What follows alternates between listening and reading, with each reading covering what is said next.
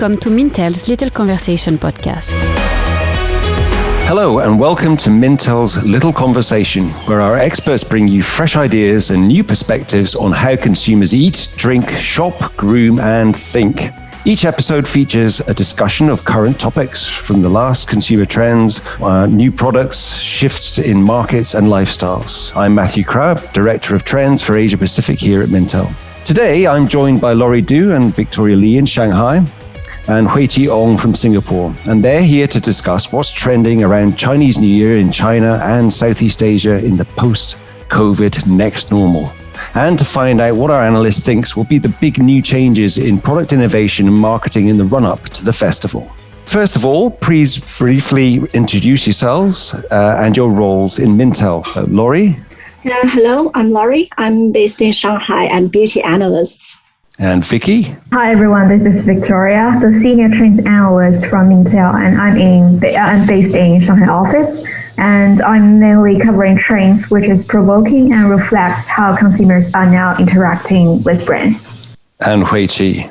Hello, thanks for having me. I'm the Consumer Lifestyle Analyst for APAC based in Singapore, and like the title says, I'm covering consumer and lifestyle issues across APAC. So in my role, I'll analyze data and research to draw out the stories behind what consumers want and why. Excellent. Well, welcome all to the Little Conversation podcast. So every year we see during the Chinese New Year period a slew of new animal-themed products launched into the market, particularly in the run-up to the festival.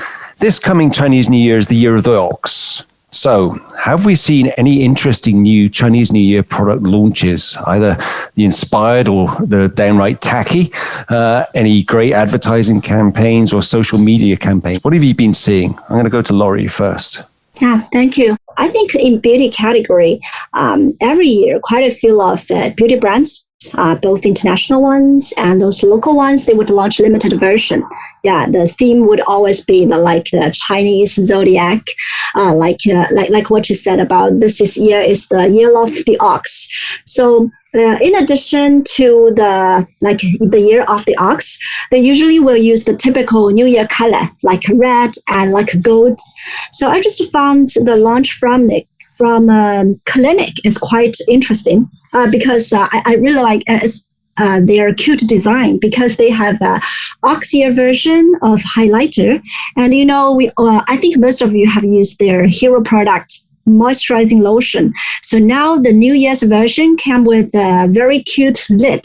So it's kind of designed as the image of ox. So that's what I found in beauty category. Yeah, it's kind of a normal in beauty category, I think, limited version of the year, like Chinese zodiac. Yeah, indeed. I think we're starting to see more of those, more brands embracing that. And it's not just beauty products, of course. Vicky, have you seen anything else in other sectors? Yeah, sure. Well, the year of the ox is coming. I also found some interesting campaigns with the zodiac elements. So I think there's one interesting campaign which is launched by Weibo, which is the most popular social media platforms in China. And it launched its first online game, which is called Lucky Ox on the platform as part of its Chinese New Year brand campaigns.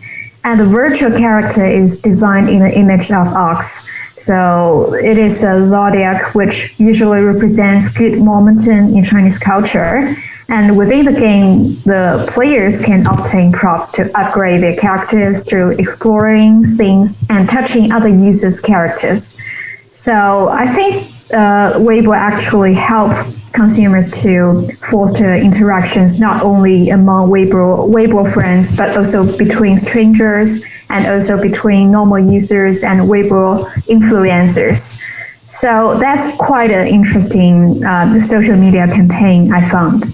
I was muted. So we got Chinese New Year game as well, sort of on social media. That's really interesting. Hui-Chi, what about in Southeast Asia? Have you seen anything coming out there interesting on the ox theme?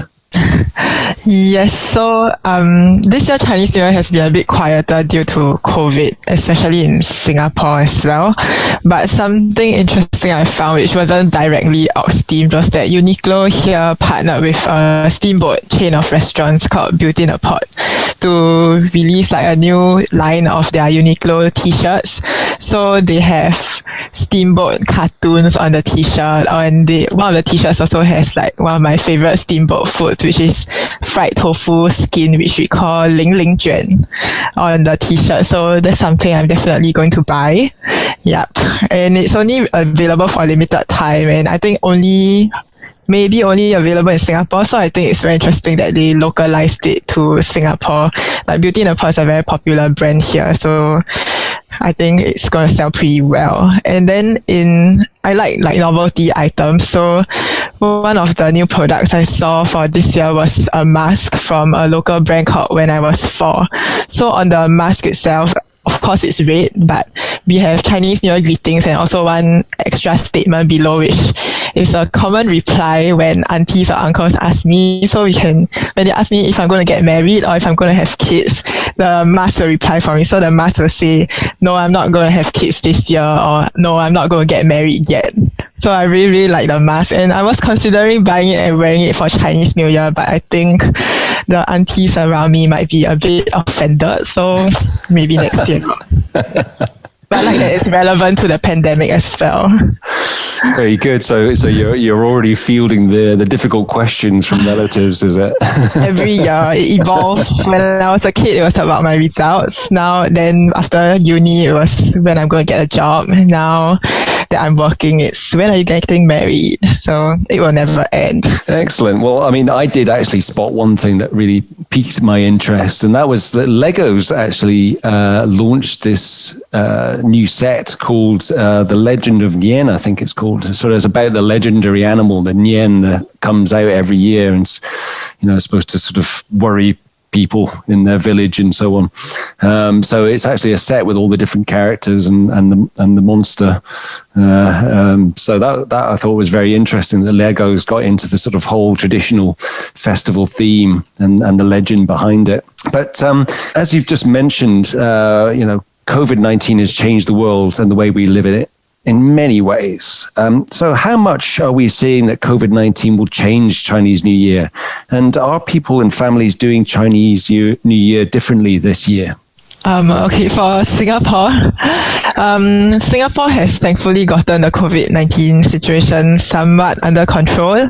So we've been able to see friends, like visit other family members for a while now, but just before Chinese New Year, which is in a few weeks' time, there was a few community cases rising. So we had stricter restrictions, and now we are limited. Each household is only limited to 8 visitors a day. So that's a far cry from the past where I could visit up to like 5 or 6 households just in a single day.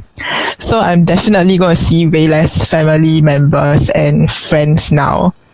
And we might still have Zoom meals and meet online, but because a lot of family members are older, I think it's going to be harder for everyone to coordinate timings, and we might just have to do with phone calls for now, and hope that things will be better next year. Excellent. So yeah, I mean, more Zoom meals and family reunions over Zoom. Is that going to be the same in China, do you think, Laurie, Vicky? Yeah, maybe. I think it's like what you mentioned about the Zoom meeting. Of course, for us, it's WeChat video call. I think that's been something popular even before the COVID-19, but now it's even more popular now. So I think this year some cities they are facing a new round of COVID-19 some cases outbreak. So there might be stricter control measures. So we might see more like stay at home, no very frequent visits, no eating out, because I heard that some of the families, they just canceled their order of the restaurants for the New Year dinner. So they will definitely more cooking at home. So we have seen the quite popular some pre-made food. They are kind of selling quite well in China. So I think there will be some change. And Vicky? Yeah, I totally agree with Laurie and Huiqi, and just would like to add a few points to the situation in China. So, of course, we have more strict measures adopted to prevent the spread of COVID-19 recently. So in this Chinese New Year, I believe there will be more people or families stay in instead of travel home. So in this situation, I'm expecting to see more staycation, I would say. So, or I think consumers are more likely to explore local entertainments in a kind of a safe way. So, celebrate the New Year on the spot has become the main thing of this Chinese New Year. And I think for those portion of families or households stay in the city where they usually study or work, there will be more one-person households or even nuclear families. So I also saw some retailer or restaurants, they provide Chinese New Year Eve set meals delivered to those kind of small families who choose not to return to their hometown as they normally would due to the pandemic impact. So I think this kind of service really helps consumers to spend the Chinese New Year or celebrate the Chinese New Year in a more effortless way.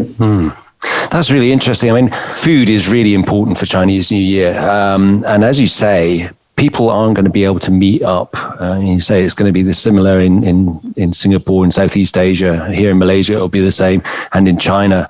And you've mentioned that certain brands are now sort of trying to find ways to overcome that. So in what ways are brands innovating in the food space, whether it's online grocers or food service companies to basically help people celebrate and have meals together alone or separate from each other? Yeah, I think there's one quite famous retailer which is called Hema. It actually provides the Chinese New Year Eve set meals for small families, especially for the first time in this year. So I think this is designed for those urban families who are going to spend their Chinese New Year's by themselves rather than have a big family reunion. Hui Chi, you already mentioned that you've got in Singapore you've got restaurants sort of developing sort of delivery. Is that something that you see being a key part of how people celebrate? Are people going to be able to sort of share meals virtually, do you think, through delivery apps and so on? For now, actually, I don't think our delivery apps are that advanced yet, but virtual meals are definitely a goal, because I think even while we had our lockdown, I saw a lot of that happening, people sharing meals with each other, but splitting into smaller groups because we had limits on how many people could meet, and then just setting up their phone at the side of the table in a restaurant and just watching each other eat. But I also see a lot of I think food delivery has like up to one level, and we'll be seeing a lot more group buys. In Singapore, like it's common for newer HDB, which is our public housing estates, to create group chats and organize group buys. So I've been seeing a lot of group buy action happening recently because Chinese New Year is coming, of course, and steamboat is very popular. So I'm hearing people going through group buys and like cycling to a person's house to collect cheaper meat, cheaper vegetables, as opposed to going to supermarkets.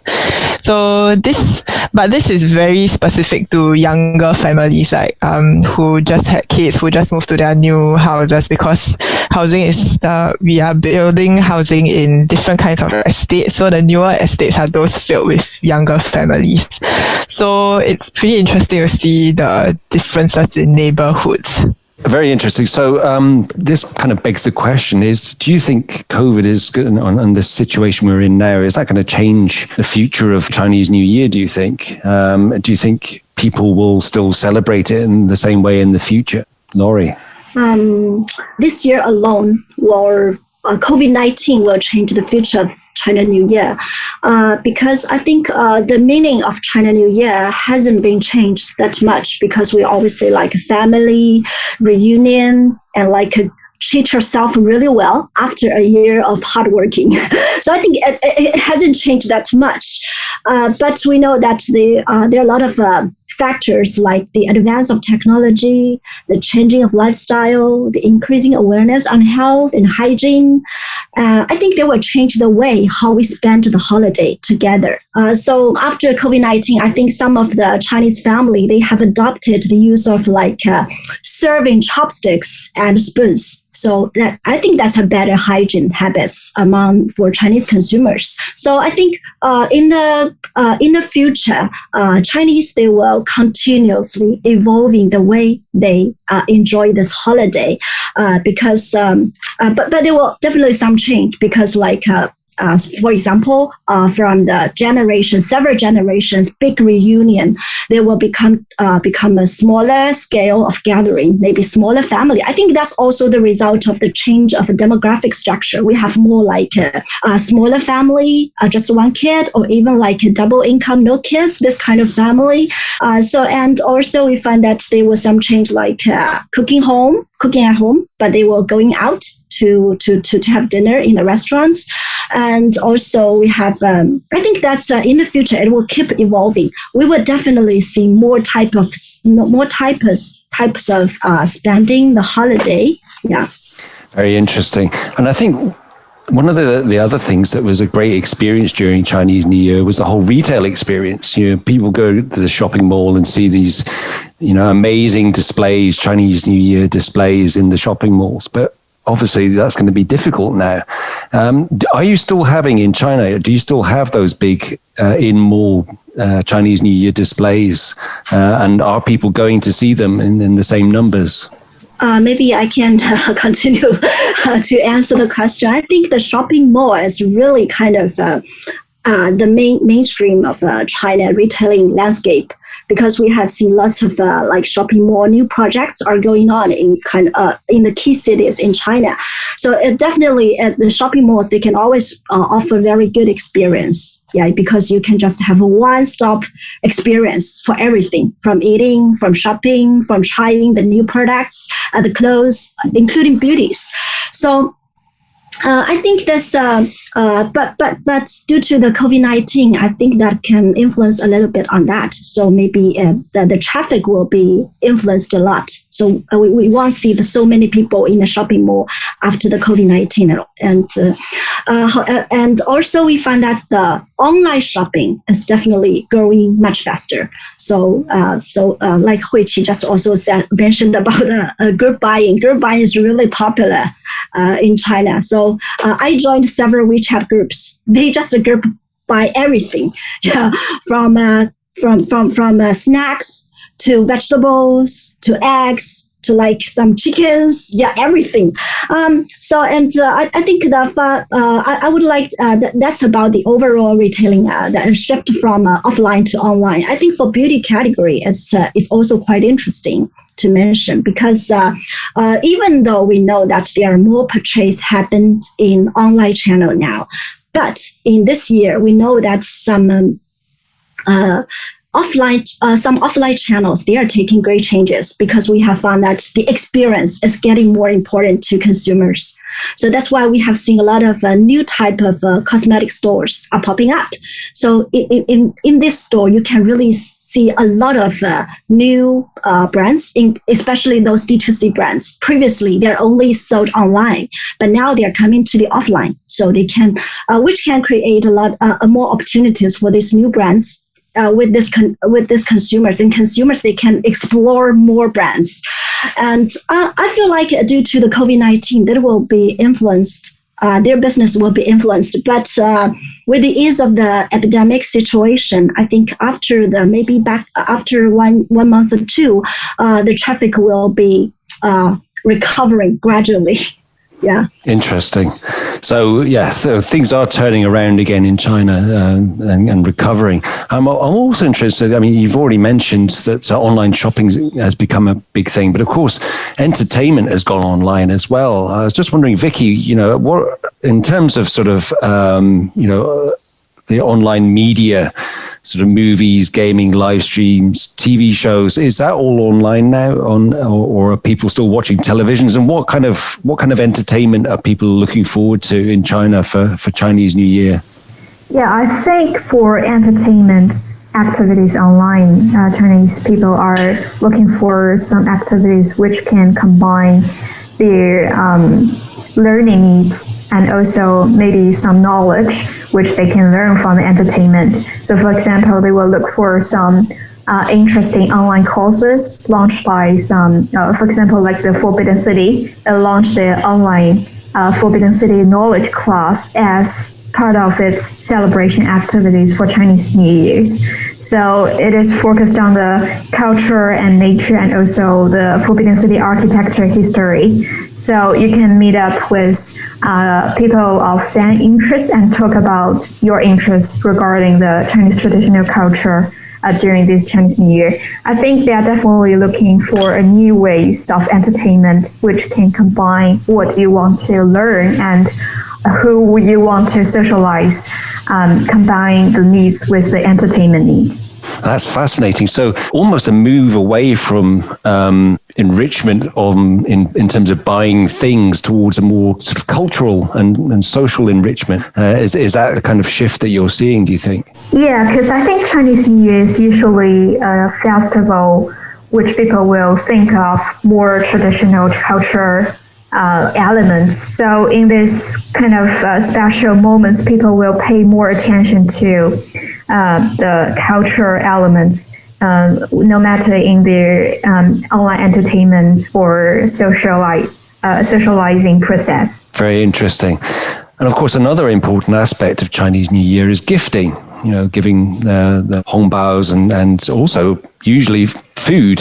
But Laurie, I was going to ask you also, is there an opportunity for beauty to be gifted as part of Chinese New Year? And do you think that's possible? Yes, of course. Food is very important in China New Year.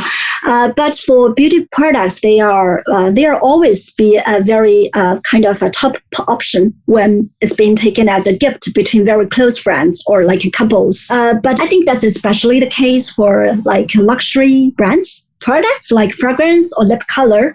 But when it's for China New Year gifts for families, I think some beauty categories, they might have opportunities. For example, hand cream. Hand cream is now they're getting even more important because of the COVID-19, because you're using this alcohol hand gel more often. So it can gaining more usage frequency or scenarios. And also that's the case for home fragrance because you're staying at home more. So of course you want to create a better atmosphere, when you are staying at home. And also, as you said, food is quite popular as gift. So I'm thinking about the food or beauty supplements products. They might have be enjoying opportunities, especially those products that we have seen in the market, like candy or snacks. They are with some vitamin or collagen ingredients. So that's what we have seen them more in beauty products. But now they are entering the snack food categories. So some of products, they are within like anti-glycation benefits. I think that's quite closely related to consumers' beauty needs. And also some like drinks can make you sleep better because we know sleep better means your skin will get better. I think there will be some opportunities here. Interesting. So do you think there's any particular brands or retailers that have already done well in that space in terms of developing beauty, whether it's internally consumed or externally, in terms of gifting during Chinese New Year? Currently, no. I think for the inside out beauty in China is still kind of emergent. It's I cannot see a very kind of leading brands. But of course, we have seen some brands, they are doing quite well, like Swiss.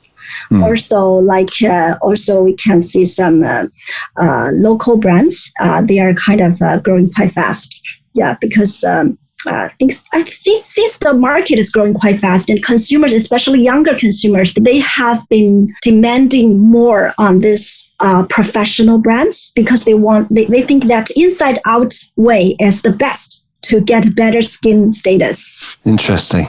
So we're kind of moving into that health area, which is interesting. Obviously, food, beauty, all sort of linked to health and Chinese New Year, obviously. But one of the things I'm also wondering about is the impact of Chinese New Year on people's mental health, particularly in situations where people are set apart from each other. Maybe they're lonely and it's difficult for them to move around as easily. Do you think that in terms of how people feel about the holiday, are they feeling more isolated?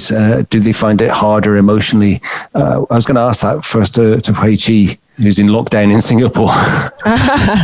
Oh no, actually Singapore is fine. And I think the general situation in Singapore is okay. We know we can still visit, just that we need to schedule a lot more time. But when it comes to isolation or feeling lonelier, I think of Malaysians who are stuck in Singapore, because we have a lot of cross-border workers who come here to work from Malaysia, but Malaysia is not in a great situation right now, so travel in between. Yes, I know, Matt, you haven't gone out, but I know there's a lot of people working in either Malaysia or Singapore who can't go back home to visit their family, and usually Chinese New Year is a pretty big thing for Chinese people in both Malaysia and Singapore. And the thing is, the conversation around mental health when it comes to Chinese New Year isn't much as compared to, for example, for Christmas. I think we saw a lot more of that on social media or traditional media, talking about how ways to cope with feeling lonely. But also, I think it's mainly because Christmas is celebrated like the West, in Western countries, where talking about your mental health and emotional health is much more open, whereas in Asia it's a bit it's getting there slowly, but it's not so much talked about yet, especially with older people. So I do hope conversation will increase this Chinese New Year, because I know it's going to be an issue, especially with visiting limited in Singapore itself, and also between Singapore and Malaysia, and whoever who's stuck in Singapore and unable to visit their families. Thanks very much. Okay, so let's lighten the mood a bit. We've talked about mental health. Let's put that behind us. I just want to find out from each of you what you're looking forward to most of all for Chinese New Year. I mean, the truthful answer for me would be red packets, because I'm not married yet. So that's a great great way for me to get out of the house during Chinese New Year. But because this year visiting is going to be way more limited, I'm expecting to receive much less this year. But the next thing that I always look forward to is, of course, the Chinese New Year treats, which is my favorite is the pineapple tarts, and it's a very serious business here in Singapore. Here in Malaysia as well. Yeah, we always say that the best Chinese New Year goodies come from home bakers. And this year I think it's really like time for the home bakers to shine, because last year during lockdown, when all the dessert restaurants and stuff were closed, a lot of people stuck at home. So people who were bored turned to baking, and we actually saw like an explosion of home bakers last year, and they've had enough time to polish their business, set up online sites. Some of them even set up brick and mortar stores. So I think competition with regards to who bakes the best pineapple tarts will be very stiff this year, and I'm looking forward to trying a lot of types. Oh, pineapple tarts for Hui Chi. How about Victoria? What are you looking forward to most of all? I'm looking for the long holidays. All of us are very practical here. Yeah, and also usually I would take a relatively more traditional way of spending Chinese New Year, and I really enjoy that. So I usually will write our own spring couplets and paste it on the gate, and also we will cook the Chinese New Year Eve dinners together, and also watch the Spring Festival Gala. So it's a quite kind of old-fashioned, especially among young generations, but I really enjoy the feelings of the traditional way of getting the festivals and also spending the particular moment with my families. Excellent answer. And how about you, Laurie? Yeah, as I will not be traveling this year, I'm looking forward to good weather during the Spring Festival.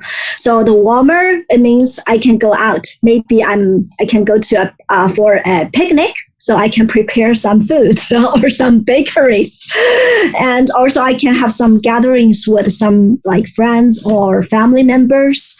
And also, I think the warmer weather means it can kind of do some can be helpful to this COVID-19 spreading, I think.